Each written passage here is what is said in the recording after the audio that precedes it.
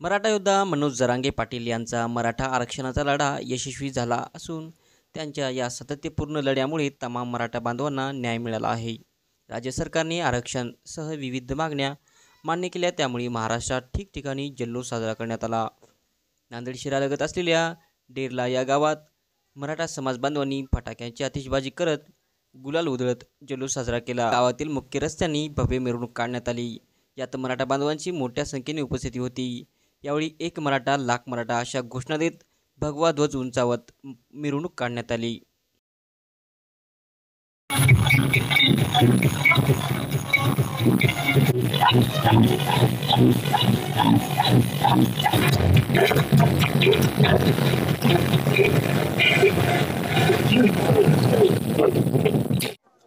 खरं तर गेले 40 वर्ष झालं ज्या मराठा समाजाची आरक्षणाची मागणी होती, खऱ्या अर्थानं सन्माननीय या मराठ्याचे क्रांतीसूर्य मनोजदादा जरांगे पाटील यांच्या माध्यमातून आज पूर्ण झाली।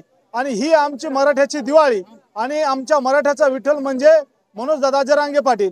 आज ही दिवाळी साजरी करताना आम्हाला अतिशय आनंद होतोय, कारण आजपर्यंत गेले कित्येक आमच्या बांधवानं हे आरक्षण मिळावं म्हणून बलिदान दिलं। ते क्रांतीसूर्य नानासाहेब असतील, ते आजपर्यंतच्या सर्व बलिदान कुठेतरी आता कामी आलं आणि मराठा समाजाला आरक्षण मिळालं। या आरक्षणाच्या या दिवाळीमध्ये जल्लोष करण्यासाठी आज सर्व डेरला गावातील आमचे मराठा बांधव या ठिकाणी एकजुटले आहेत आणि हे जल्लोषाचं वातावरण खरं ऐतिहासिक आणि इतिहासाचं साक्षीदार होण्याचं भाग्य आम्हा सगळ्यांना मिळालं। खरंच आम्हाला स्वतः भाग्यवान समजतो, कारण मराठा समाज हा शैक्षणिक मागासलेला असून आजपर्यंतच्या सरकारनं आमच्यावर वेळोवेळी अन्याय केला, पण खऱ्या अर्थानं या समाजाला न्याय मिळवून देण्याचं काम सन्माननीय मनोजदादा जरांगे पाटील यांनी केलं आणि खरंच त्यांना मी या ठिकाणी मानाचा मुजरा करतो आणि जल्लोष आज आमची दिवाळी मराठ्याची आहे ही मी या ठिकाणी घोषित करतो। आम्ही डेरला गाववासियांतर्फे आज आरक्षणाचा जल्लोष मिरवणूक काढत आहोत।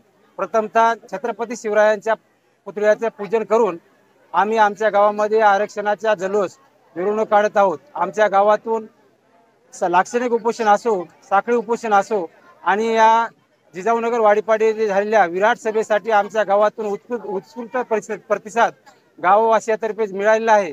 आणि या मराठा आंदोलनाच्या कार्यकाळामध्ये आम्ही स्वतः आणि संपूर्ण आमच्या गावचे काही व्यक्ती आम्ही मुंबई येथे गेलो होतो आणि असा अध्यादेश आरक्षणाविषयीचा अध्यादेश निघाल्याच्या नंतर मनोज पाटलाच्या मनोगतानुसार म्हणण्यानुसार आम्ही गावामध्ये आज गुलाल उधळण्याचा आणि भव्य असा आरक्षणाचा जल्लोष मिरवणुकीच्या मार्फत आम्ही पूर्ण गावभर काढणार आहोत।